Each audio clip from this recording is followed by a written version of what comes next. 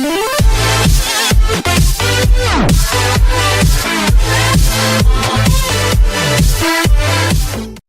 Donald Trump, as you just saw, wrapping up a rally in Miami, the first of 3 events for him today in that must-win state of Florida. He talked about a rigged system and then called on the audience to get out and vote. The polls are all saying we're going to win Florida. Don't believe it. Don't believe it. Get out there and vote. This is a movement like we have never seen in this country before. These crowds, the enthusiasm, the love. Got to get out and vote. Real change begins with immediately repealing and replacing Obamacare. In the meantime, Hillary Clinton also in Florida, making a surprise appearance at an early voting site in Fort Lauderdale.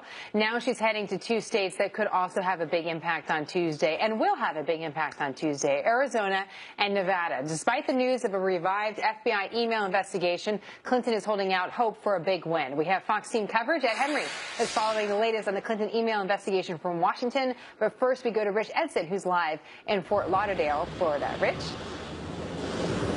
Hey, good afternoon, Jenna. And on her way from here in Fort Lauderdale to the airport, Hillary Clinton stopped by a mall in Broward County. It is an early polling location. This is her campaign team is saying that Florida is the most important swing state for them. And as polling is showing and early returns here are showing some problems for Hillary Clinton, that she is behind the pace that President Barack Obama was in early voting for Democrats voting, who was in 2012. And there are concerns among Democrats for Hillary Clinton getting out the Barack Obama coalition from 2008 and 2012, particularly minority voters and even the liberal voters of the Bernie Sanders coalition. Hillary Clinton on the campaign trail continues to savage Donald Trump, saying that he would be dangerous for women and dangerous for the United States because of his erratic behavior. He's not someone who should be in control of the U.S. nuclear arsenal.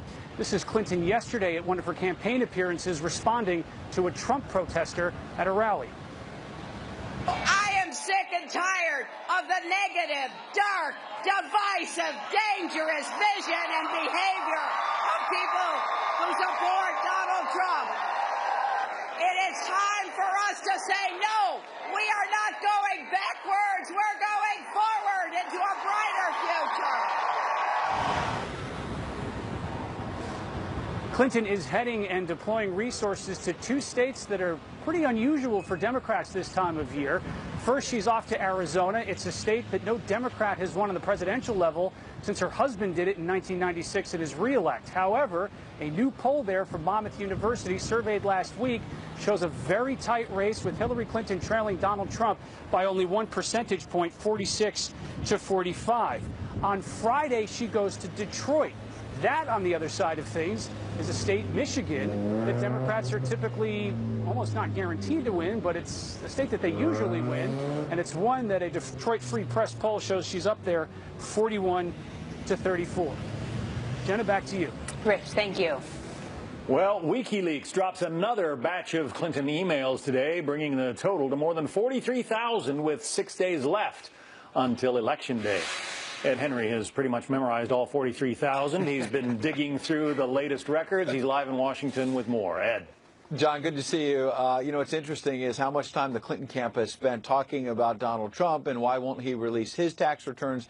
And yet we now see from these leaked emails that in 2015, as Hillary Clinton released some tax records, her staff was deeply concerned about the income they'd be revealing, the speech money, and connecting the dots on pay-to-play. Specifically, they talk in one email about concerns about Bill Clinton. You see him there with his wife, and the fact that he had worked for Laureate, a for-profit college where he served as honorary chancellor and brought in nearly $18 million for that post when it wasn't clear what he was actually doing for the money. Look at this email from Brian Fallon, a spokesman for Clinton, to John Podesta, July 2015. Quote, reporters will also scrutinize the 2013 speech list for overlap between speech hosts and campaign/foundation donors that could fuel pay-to-play storylines. Despite these inevitable angles, based on the framing performed in the earlier rounds of stories, we will have given ourselves the best possible fighting chance of promoting the most helpful storylines. You can see how they were worried about pay for play while they dismiss it now and say this is just critics bringing it up. And then you see right there Peter Kadzik, a top Justice Department official, and John Podesta. Recent stories about how they're pretty close. Kadzik used to represent John Podesta and now is involved in helping to oversee the Justice Department investigation of Huma Abedin. Well, look at this email from May 2015. Kadzik to Podesta, quote, "There's a oversight hearing on the Hill today where the head of our civil division at Justice will testify, likely to get questions on State Department emails involving Clinton, of course." He went on to say there was a new government filing in terms of the State Department producing Clinton emails, and it was going to take a long time to get those emails out. Inside information coming from the Justice Department to Podesta. Here's the interesting part, John. Peter Kadzik didn't use his Justice Department email. Of course, that would go into the official record. Instead, sent it from his Gmail account. Now it's out there because of WikiLeaks, but it shows you maybe some collusion there between the Justice Department and the Clinton camp, the kind of thing that's raising eyebrows right now, John. And what's the number again that college paid to Bill Clinton? $13 million? Nearly $18 million. $18 million. To be an honorary chancellor. I feel like there's something like that in your future, John. Not soon, but years and years from now, your vast experience and public profile, you are getting that. You are getting that. People wonder why college is so expensive, and that's part of the reason why. Ed Henry, thank you. You're right. I mean, you wouldn't turn it down. I guess not. But you're just saying, we just got some context. All right, a Fox News alert on some brand new poll numbers suggesting a very tight race, as we've been talking about, as we head to the finish line. Some new CNN ORC polls, specifically looking at 4 battleground states. In Arizona, Trump is now leading Clinton by 4 points there. While in the crucial state of Florida, it's a much tighter race, with Clinton ahead by 2. In Nevada, the new poll shows Trump with a solid 6-point lead, 49 to 43%. Clinton had a 2-point edge there just a few weeks ago. She'll be there later today. And Secretary Clinton is still ahead in Pennsylvania by 4 points in that new poll. Both candidates are now focusing on these critical states as their campaigns wind down. Our next guest is assessing what impact the new Clinton email investigation could have in Washington after the election. Writing, quote, FBI Director James Comey dropped a bombshell onto the home stretch of the 2016 presidential race Friday, and it's hard to know exactly what impact it will have on the race. On the other hand, it's relatively easy to predict what the effect will be on how Washington works after the election, and it won't be good. Here now, Jerry Tsai, Washington Bureau Chief of the Wall Street Journal. Jerry, it's great to have you back on the program. Thanks, Jen. What was so nice about your piece is that it opened up a bigger picture thinking, not just on the next few days, but what does our government and our country look like after next week? What's your assessment? Well, look, it's not been a particularly pretty campaign, and I don't think it's necessarily produced a picture of a Washington that's going to be any easier to govern after the election is over. I mean, I'd like for that to be wrong. I think we probably all would be. But, you know, you're looking at a situation now when you analyze the Comey bombshell of last week, in which, let's say it produces a Donald Trump turnaround and he wins the election. The Democrats will think it's because the FBI stepped in and did so unjustly at the last minute. They will basically be the ones who then will be saying the system was rigged and the election was unfair, and they will question the legitimacy of a Trump presidency. If it's the other way around and Hillary Clinton hangs on to win, which still seems like the most likely scenario, you already have Republicans in Congress just behind me saying they're immediately going to start doing further investigations of the Hillary Clinton emails, how they ended up on Anthony Weiner's laptop, what Huma Abedin knew, why the FBI didn't find those emails earlier. That's not an auspicious start to a new administration under any circumstances, and that's just the starting point. So I think you have a lot of anger in the campaign, a lot of divisiveness in the campaign that sure seems likely to spill over into governance after November 8th. As you take a step back there, Jerry, and look over, let's say, the next, the past 8 years. We saw the Tea Party movement rise up 2009, 2010, wanting change in Washington, D.C. We've seen that Tea Party movement change, but we see some of the same themes addressed this time around. So as we take a look globally, it's what's happened, again, over the last 8 years. Where do you think we are right now as a country? Well, you know, it's interesting because I think people want two things that are somewhat contradictory. They want change and they want Washington to work better. Now, maybe those two things go together, but I think what people are really frustrated by, and what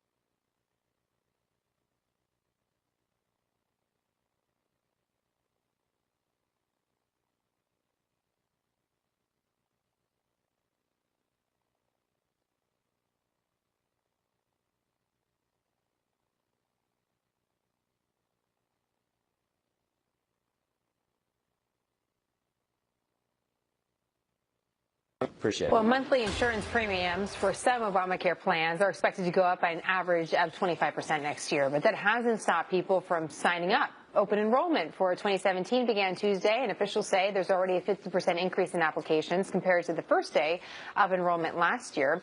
This as Obamacare becomes the main talking point for Donald Trump, the Republican nominee, vowing to repeal and replace the health care law if he is elected. Garrett Tenney's live at the White House with more. Garrett? Hi, Jenna. The White House is keeping a very close eye on these open enrollment numbers because they are crucial to the future of the Affordable Care Act. And after day one, the administration is feeling pretty good within the first 6 hours of open enrollment. Healthcare.gov received more than 60,000 applications, according to the Department of Health and Human Services. That's 50% more than the number of applications it received at the same point last year.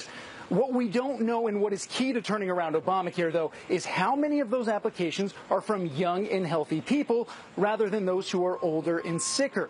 It's no secret that dynamic has led to many of the Affordable Care Act's problems over the last 2.5 years. We've seen the cost of premiums go up, the number of health plan options go down, and major insurance companies leaving the Obamacare marketplace after losing billions of dollars. Last week, the White House announced premiums are expected to increase again this year on average of 25% across the country. And ever since then, it's become a hot topic on the campaign trail. Yesterday in Valley Forge, Pennsylvania, Donald Trump repeated his vow to repeal and replace Obamacare. By the time this open enrollment period wraps up at the end of January, the administration estimates nearly 14 million people will have selected a plan. If that holds to be the case, it would be 1 million more than last year. Again, though, what's key is who those new signups are. Jenna?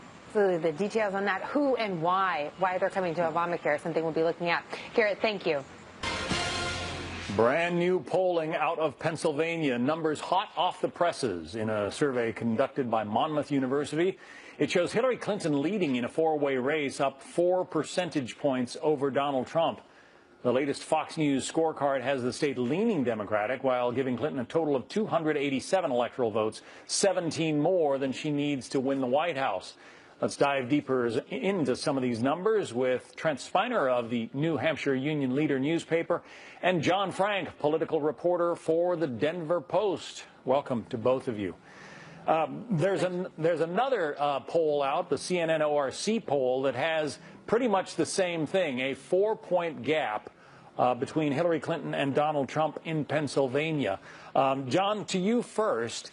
Pennsylvania is one of those states that Donald Trump has said he can flip into the Republican column. Does it look possible at this point? The polls certainly are showing a new dynamic in the race, and it's a similar story here in Colorado, where just a couple days ago, a poll put Trump within the margins of Hillary Clinton. So in both these states, Trump's going to have to do well. It looks like he could. We're seeing a lot of pressure on voters here in Colorado in terms of visits from candidates who are saying, turn in your ballots, get them in, let's close this Democratic advantage here. It's a similar story in Pennsylvania and a number of battleground states. Trump has got to make up room on the map. Sticking with you for the moment, John, Hillary Clinton has also decided to start advertising again in Colorado, devoting some resources to a state she thought she had won. The polling is one indication it's close, but the better indication is probably that Clinton's back on the air here in Colorado. She hasn't run local TV ads in Colorado since July, and now we're seeing Priorities USA, the super PAC that's favoring her campaign, also coming back into the state, as well as Michigan.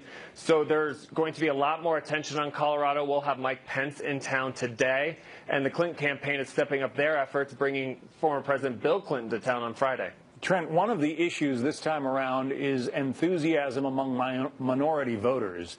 Especially in the black community, there isn't the kind of enthusiasm for the Democratic ticket that there was when Barack Obama was running for president in 2008 and 2012. That's right. And one of the most shocking things about both of these polls that actually just came out in the last hour is just how unfavorable both of these candidates are. Trump and Clinton are tied right around 53, 54% of people who say, look, I don't like either of these candidates, Democrats or Republicans. So that's going to be a significant challenge for them, not just among white voters, but minority voters, too. And the Republican Party said after 2012, look, we need to expand the tent. We need to make sure that minorities are part of the Republican Party. And that effort has largely not happened in this cycle. So it's going to be a challenge for both campaigns. And what's it looking like in New Hampshire right now, Trent? Well, in New Hampshire, there's some breaking news. Donald Trump says he's coming back both Friday and Monday night, right before the elections. He's going to have one of his final parties here Monday night in New Hampshire. So I think that what we'll see is it's going to be very tight. I think that Trump really does believe that he can win New Hampshire, even though some of the polls say that maybe he is behind. But the one thing you need to consider is that this year we've seen almost 200 polls in New Hampshire. So I think you need to really take these with a grain of salt. A lot of the polls are skewed towards Democrats. So I think that it's still a tight race here. He likes New Hampshire. Gave him a big win in the primary. Yes, he does. So we'll see. Trent Spiner, John Frank, thank you both. Is looking into another batch of Clinton emails. Came news that the agency has been investigating the Clinton Foundation. That's from a Wall Street Journal report. The Justice Department reportedly insisted there wasn't enough evidence to move forward. But the National Review has a piece out today entitled "The Clinton Emails Are Critical to the Clinton Foundation Investigation." In that piece, Andrew McCarthy writes this, quote, "The manner in which the State Department was put in the service of the foundation during Hillary Clinton's tenure as secretary is shocking. It is suggestive of a pattern of pay-to-play bribery, the monetizing of political influence, fraud, and obstruction of justice.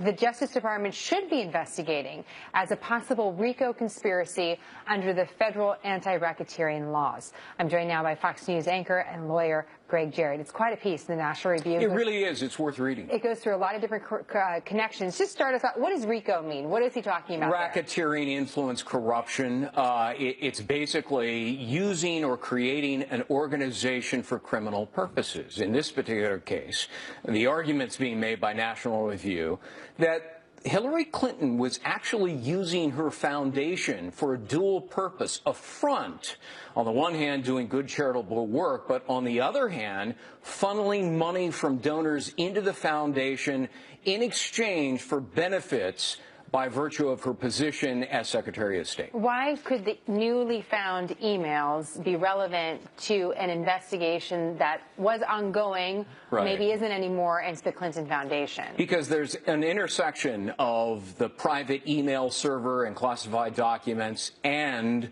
the foundation. Hillary Clinton was not only using the unauthorized private server for State Department business and thousands of classified documents on it, but also some of the communications with the foundation were run through that private email server. So investigators who have spent reportedly more than a year looking into the foundation are eager to get their hands on some of these devices newly discovered to determine whether there's any evidence not just of classified information but illegal use of the foundation. Now, does intent matter in that case in relation to the Clinton Foundation? So Secretary Clinton finds herself Secretary of State. She had this foundation for a while. Yes, there are some intersections, but there was never an intent for those, those to intersect. So what does that matter? Let me give you an example. If it is true that Hillary Clinton helped UBS, the bank, avoid the IRS, and in return, her husband received $1.5 million,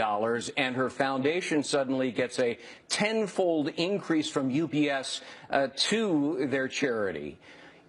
Is that an exchange of benefits by virtue of her position? If it is, and if it can be proven, that would be corrupt under the statute. So that's one of the reasons why these emails, as you point out, could be related to the foundation investigation. Now, the Clinton camp will say, well, wait a minute, if the Clinton Foundation was under investigation by the Justice Department, no one's mentioning that Paul Manafort, who was part of the Trump campaign, was also under investigation by the Justice Department. Tell us a little bit about that. Yeah, the FBI is not confirming or denying that there is an investigation into two things.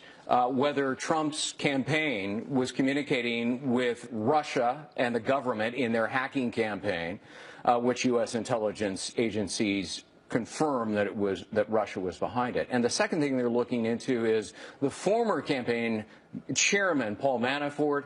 He had dealings with the pro-Russian Ukraine government. He received apparently $12.7 million at one point in time. They're looking to see whether he violated any laws, failing to report his income or failing to register as an agent. Now, I mean, it does seem on its face, well, you're talking about the Hillary Clinton renewed investigation. Why aren't you talking about that? There's a difference. Comey felt duty-bound to correct the record, his sworn testimony before Congress in which he said the Hillary investigation is closed. That doesn't apply to the Manafort and Trump campaign investigations. There is no record under oath to correct. Interesting. Okay, a lot to think about there. I think that one of the big takeaways when you look at these stories is that this is just a total mess. All of this is a mess, and one wonders how the public gets fair representation to know if any wrongdoing has been done. When does a special prosecutor come in? Would that be the best for us, for the public, Greg? It absolutely would. It does look like Loretta Lynch has been compromised all along. There are questions about Comey. So the president can go to the Court of Appeals, ask for the appointment of a special prosecutor. Is he going to do that? I doubt it. Instead, Congress can reauthorize the independent counsel statute. You and I talked about this before. And in that case, they can appoint the equivalent of a special prosecutor to be independent and authorized to look into this. I think the American public would have more confidence in that than a very compromised Loretta Lynch. But just a quick question. Does that mean that special prosecutor has to start all over with these investigations, start from scratch? Not necessarily. He could utilize the investigation that has been conducted by the FBI into both the classified emails and the Hillary Clinton Charity Foundation. Interesting. We'll watch for that. Greg, thank you. Sure. John?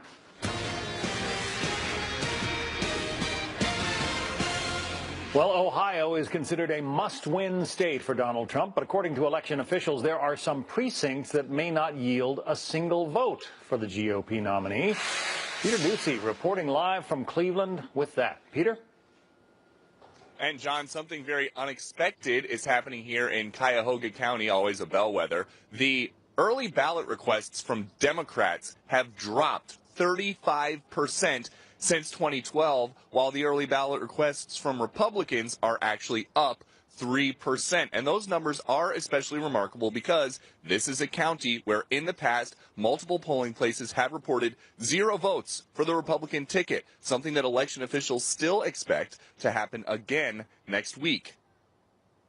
There were multiple precincts that had 0 ballots for the Republican candidate.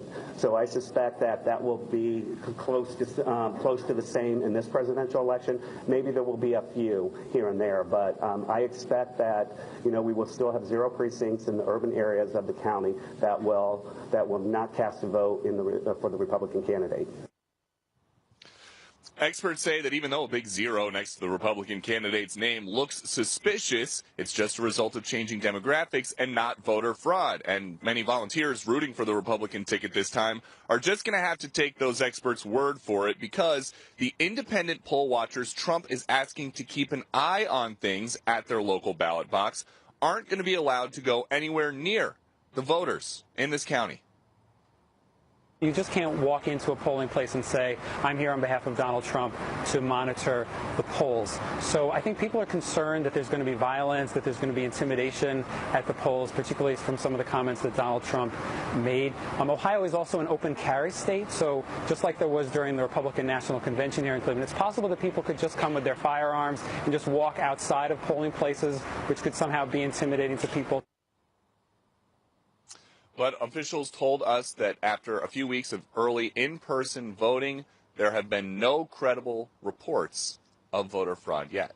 John. All right, Peter Ducey reporting live from Ohio. Thanks, Peter. Now say it is unlikely that Democrats can flip the House. The Cook Political Report headline reads, quote, House GOP majority looks assured but margin in doubt. Let's talk about these down-ballot races with Marianne Marsh, former senior advisor to then-Senator John Kerry. Noel Nickpour is a Republican strategist and former Republican congressional candidate in Florida's 18th district. Marianne, do you agree that Democrats are not very likely to be able to pick up control of the House?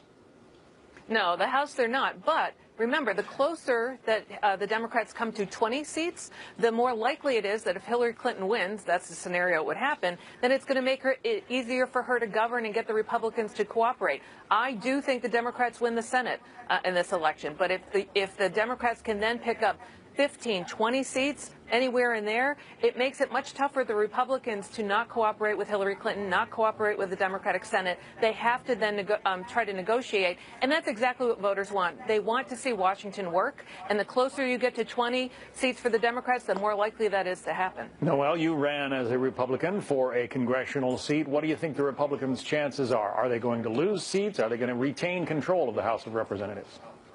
I actually think that the Republicans are going to maintain control of the Senate because the difference has been in the Republican Party between Trump and the establishment. Now, all those establishment voters, a lot of them have said that they're going to vote. They just may not vote for Trump, but they are going to protect their U.S. Senate seats. So I do see them getting out in large numbers and making sure that they vote and maintain control of the Senate. It's very important. One of the things that is very interesting is that the Koch brothers have released a new entourage of ads, and we are starting to see some of the polls that where Democrats were slightly ahead. It's starting to measure up, and it's starting to go neck and neck in some of these swing states that looked like it wouldn't be a good outcome for Republicans. It's starting to change. Yesterday on Happening Now, I spoke with Karl Rove. He said that he thought that Friday's news from the FBI on the Clinton email situation could be a game changer when it comes to those down-ballot races. Listen. And it's going to have down ballot effects. Indiana and Missouri, where he's already ahead, those states, I think, are going to, his margin is going to improve in those states, which helps the Republican Senate candidates in those states. And similarly in North Carolina and Nevada, where he's slightly behind, I think his position is going to strengthen, and that's going to help the down ballot candidates as well. He, of course, referring to Donald Trump in that situation. Marianne, what do you think about that?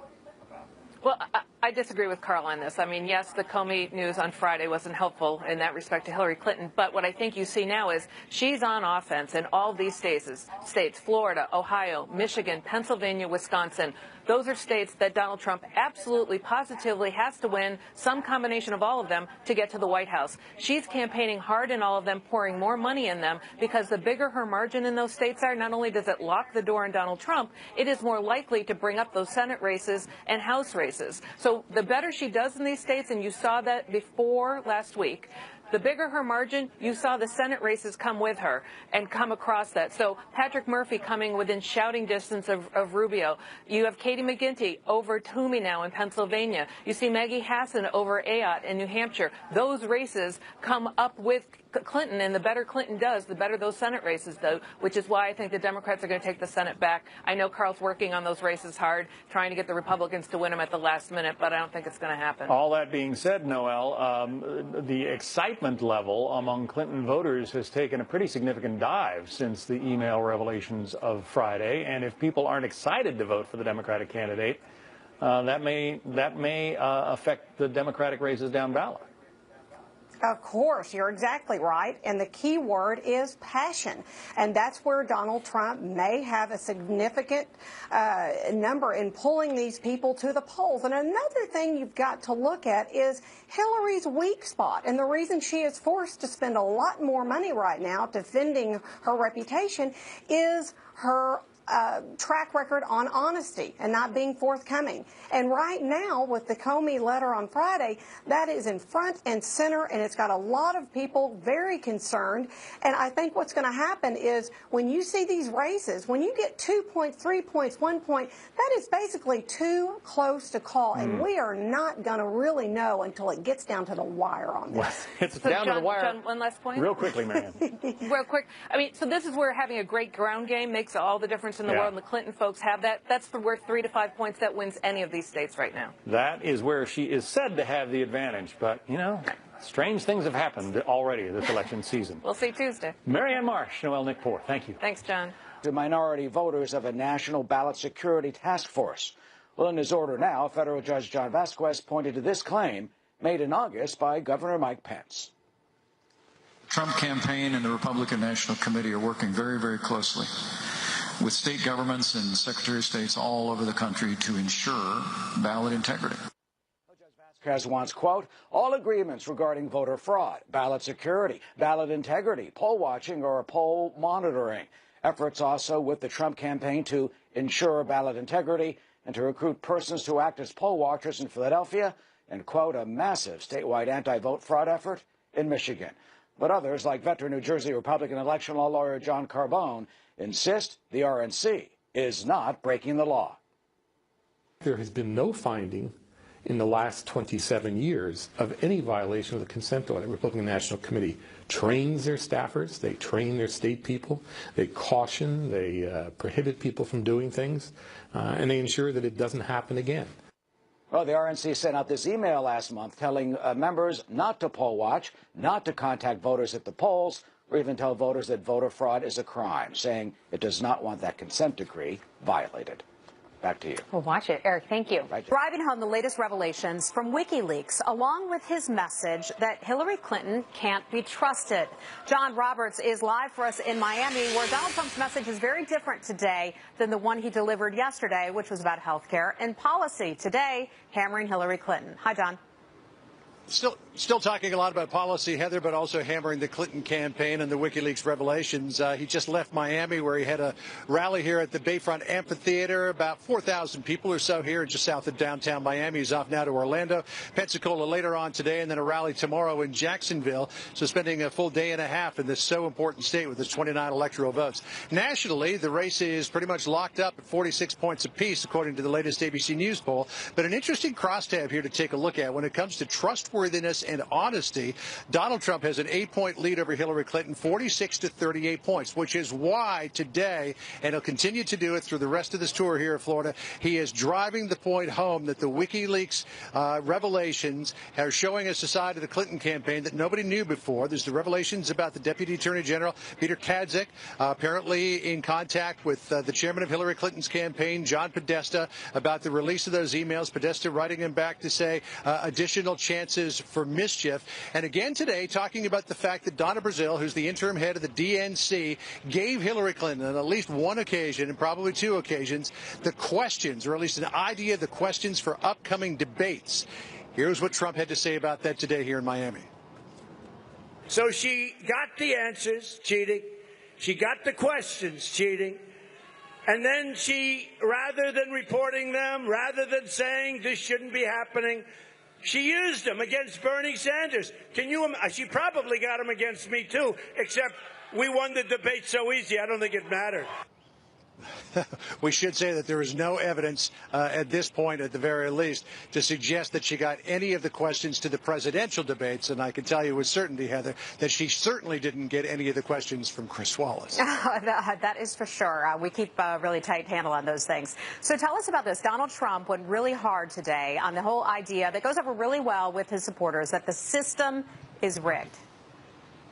Yeah, what that's all about is in these closing days of the campaign is to try to motivate his people out to the polls. You know, there are some conflicting polls here in the Sunshine State. The new CNN poll has got Hillary Clinton up by 3. A New York Times poll from a couple of days ago has got Donald Trump up by 4. Republicans are leading by about 17 or 18,000 returns, at least in the early voting, counting absentee and in person. So Trump is trying to get every person he can out to the polls. So he says the system is rigged and there's only one way to change it. Here's what he said today in Miami.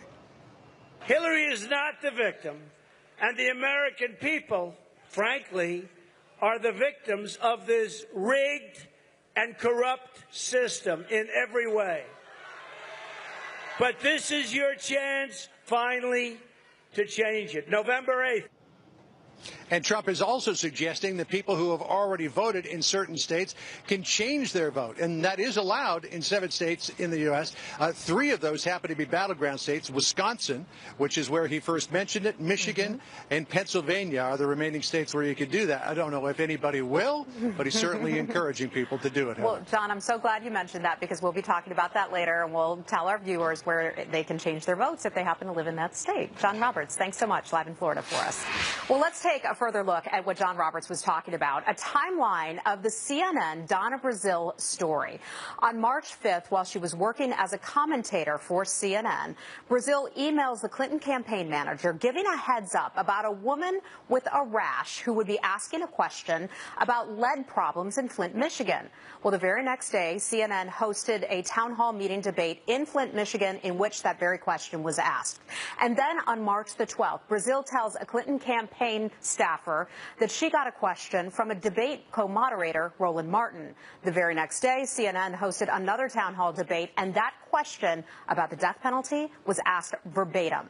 Now, after these leaks came to light, Brazile resigns or is fired from CNN, depending how you look at it. So the issue is this. Even though it's now clear that Brazile was actively lobbying for Hillary Clinton in the primaries against Bernie Sanders, she keeps her job as the interim head of the Democratic National Committee. Now, you may recall over the summer that is exactly why the former DNC chair, Debbie Wasserman Schultz, lost her job because she was seen as having advocated for Hillary Clinton over Bernie Sanders. Donna Brazile doing the very same thing. Well, Republican Vice Presidential nominee Mike Pence weighing in on Hillary Clinton's email trouble. Millions of Americans, Bill, were very troubled this summer when the FBI concluded that Hillary Clinton had been, in their words, extremely careless with classified information on a private server when she was Secretary of State, and yet they didn't recommend to continue the investigation or charges. But that is not the only thing the FBI is investigating. We'll ask a former federal prosecutor about the seemingly chronic investigations. The FBI finding itself mired in a fierce political battle after publicly announcing just days before the election that they were examining newly discovered emails that could be tied to the Clinton email probe. And then, in a major surprise, the Bureau releasing documents involving Bill Clinton's pardon of Mark Rich, a fugitive Democratic donor. Well, this release came from a Freedom of Information Act request. Joe DeGeneva is a former U.S. attorney and former federal prosecutor as well. Joe, thanks for joining us. Perhaps nobody knows D.C. and the legal system better than you. Remind us who Mark Rich was. Mark Rich was a fugitive financier who was indicted by the Southern District of New York and fled the country before he was indicted and lived in Switzerland. And he was pardoned by President Clinton within the last hours of his presidency after Denise Rich, Mark Rich's ex-wife, gave a huge sum of money to the Clinton Library. Do you believe there are any parallels between that case and the whole investigation that we're going through right now with the Clinton Foundation? Oh, I don't think there's any doubt there's parallels. Right now, inside and outside the Federal Bureau of Investigations, the agents have said to me they consider the director to be a dirty cop. They consider Loretta Lynch to be politically corrupt. They believe she should be disqualified from participating in any of this investigation because she prevented 2 grand juries in both subject matter areas, and they believe that a special prosecutor should be appointed. They say that because no grand jury was used in the original investigation of Hillary Clinton's private server, they did not discover the Wiener laptop. If there had been a grand jury, subpoenas, and search warrants, that laptop would have been discovered 1 year ago, and the result that Comey announced in July would have been different. And this is what some of your sources are telling you. Let's drill down into that one a little bit more, because 2 parallel investigations, essentially. We only just recently learned about the Clinton Foundation investigation. We all know about the email server investigation, but a lot of folks look at this and say, why not more focus on the Clinton Foundation investigation? Explain what you believe that was all about. Well, there's no focus on the Clinton Foundation investigation, even though there are some assistant U.S. attorneys in New York and some FBI agents looking at it. Loretta Lynch has refused to permit a grand jury to look into the Clinton Foundation.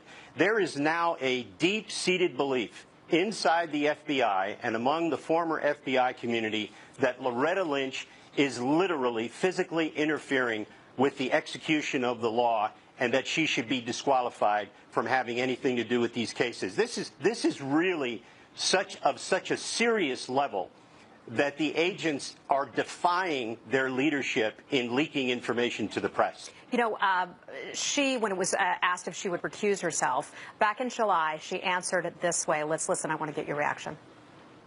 Well, a recusal would mean that I wouldn't even be briefed on what the findings were or what the actions going forward would be.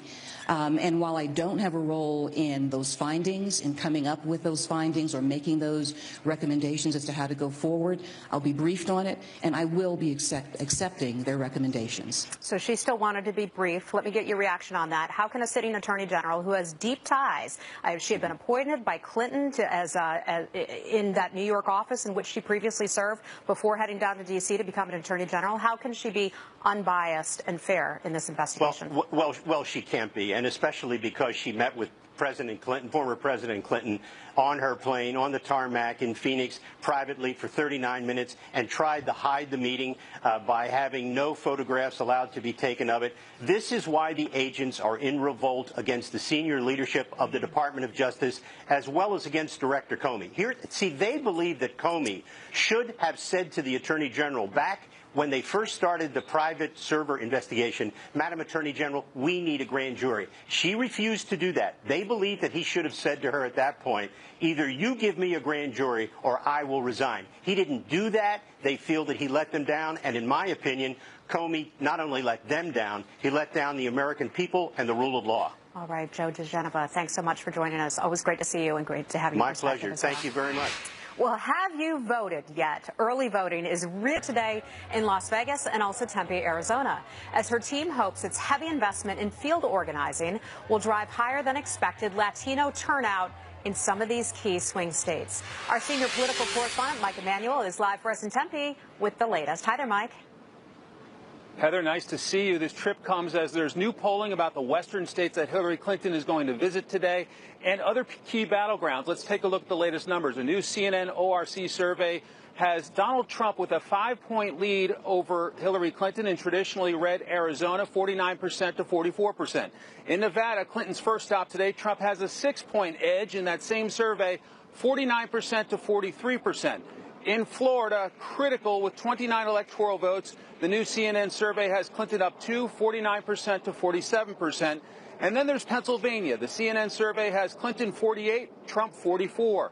Clinton left battleground Florida earlier for this trip out west. Part of today's effort is to try and energize Latino voters. Before she left Florida late last night, Clinton blasted some Trump supporters who turned out to heckle her.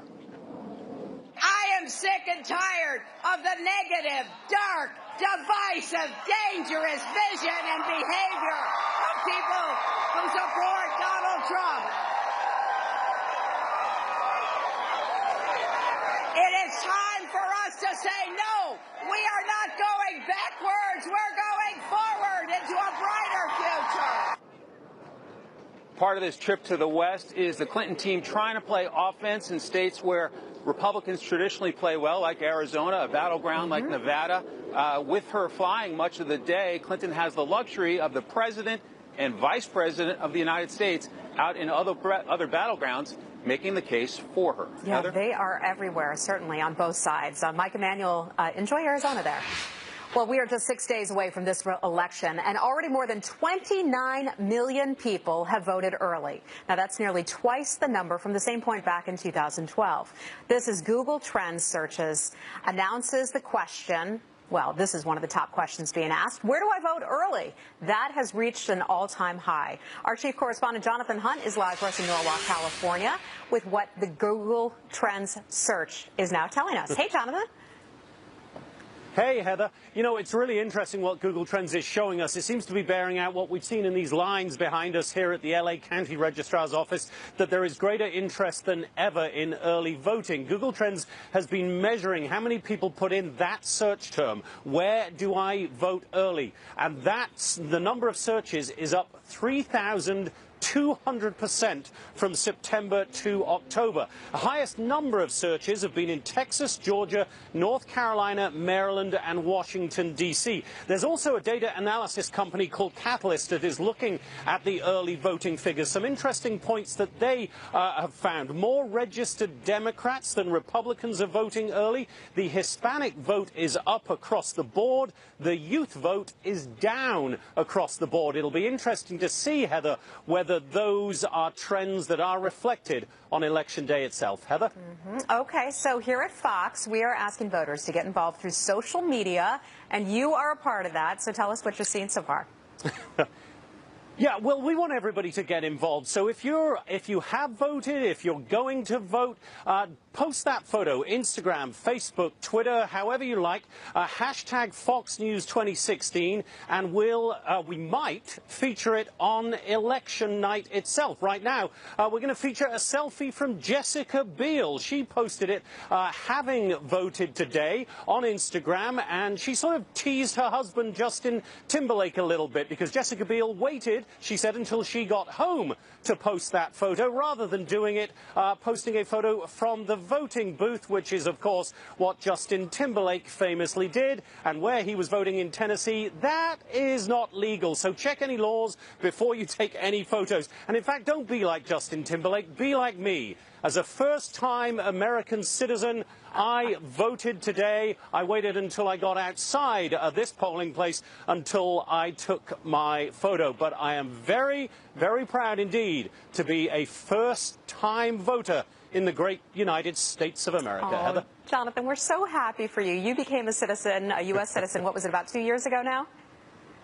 Yeah, just about 2 years, almost exactly. We are so happy to have you, and I can see how proud you are, and that is exactly what it is all about, and the way that you feel about your vote. So many of us have to get back to that enthusiasm for it. And glad you didn't wind up in the pokey. Very happy to have done it. Very proud. Glad you took your picture out there, not inside. Jonathan Hunt, thank you so much. Thanks, Heather. Well, as he mentioned, we want you to be a part of our election night coverage. You can post your picture on Facebook, on Twitter, or on Instagram with the hashtag Fox News 2016. You could see it on air on election night in our brand new studio, and that studio is amazing. You'll want to check it out. Well, speaking of early voting, Donald Trump is targeting Clinton-leaning Michigan and Wisconsin in a very big way. These are both states where Trump and Bernie Sanders pulled out wins in their respective primaries earlier this year. So does he really have a shot? Let's talk about it with Bree Payton. She's a staff writer for The Federalist, and Leslie Marshall, Fox News contributor and syndicated radio talk show host. Ladies, welcome. Great to have you here. Leslie, let me start with you. So Donald Trump is spending a whole lot of time there in Michigan and in Wisconsin. Both those states went for Democrats. I mean, Paul Ryan back in 2012 as the VP candidate couldn't even pull in Wisconsin. Is that a good strategy for Donald Trump to focus his efforts there, or do you disagree with it? I disagree focusing the efforts there. I understand why, and certainly when he is so appealing to the blue-collar worker crowd. But if you look at those who forecast like 538, Hillary Clinton has almost an 80%, and I'm rounding up, almost an 80% chance of winning both of those states. I would actually put those states in the win column. If I were Donald Trump, I would really focus more of my efforts and money on other states like Florida, Ohio, Pennsylvania, North Carolina, and even Arizona. And Bree, what do you think about him spending so much time there and focusing efforts there? I think it's a decent strategy. I think there's been a lot less polling in both of those states, and I think in particular with all this breaking news surrounding Hillary Clinton's, the reopening investigation into her emails and some of the shady business that she did during her tenure as Secretary of State, I think it makes sense to really barrel down and focus on those two states. I think particularly in Wisconsin, it kind of makes sense. This is a state that has seen a huge amount of economic growth and recovery under Republican governors, so I could see why they would be kind of reluctant to undo a lot of that progress under a president like Hillary Clinton. Well, and you mentioned the polling. There's not a ton of polling coming out of at least Wisconsin, for example, so you have to wonder if perhaps they're overstating Hillary Clinton supporters, but we'll have to just stay tuned to find out. I want to ask you both about this. Donald Trump, he's been going hard. You can switch your vote. We've got a graphic that shows some of those states where you can change your vote after you had already voted. I wonder if you think, Leslie, that this is going to have any kind of a big impact. Look at these states. What do you think? No. No, no, I don't. Why not? No. Because a lot has changed. A lot of those people had cast their ballots maybe a month or so ago, and now we know a lot more information today than we did back then. No, I don't think so, because traditionally in our elections in current day, when we look back, or historically, we're really a two-party system government, and also that's how we think. We're very close to a 50-50 nation divided. So most Democrats overwhelmingly are going to vote for Hillary. Most Republicans overwhelmingly will vote for Trump, although 28% of the GOP right now early voting in Florida seem to be going for Hillary, and she is up with independents. But at the end of the day, I think when a person makes their decision, they're going to keep that. Are there one or two people that may do it? Yes, not enough to move the needle that would help or hurt either of them. Bree, you see it having any kind of impact or not enough to move the needle? Sure. So I just spoke with a voter actually in California the other day who said that he was planning to vote for Hillary Clinton. But then when all this news started breaking that the Clinton campaign was basically working in cahoots with the Department of Justice, and that she was kind of getting, this rigged system and this rigged investigation, he decided to not go ahead and vote for her. So I think that early voting is bad for democracy. And I could see a lot of people who did cast a vote for Hillary Clinton seeing all this kind of stuff, who are really frustrated with the political system and the way that powerful people are able to skirt the law, changing that vote and wanting to go through with that. And I think it's important to be telling voters that this is an option that they can have. Well, it's certainly a debate worth having in the future. Ladies, thanks so much for joining us today. Bree Payton and Leslie Marshall, always good to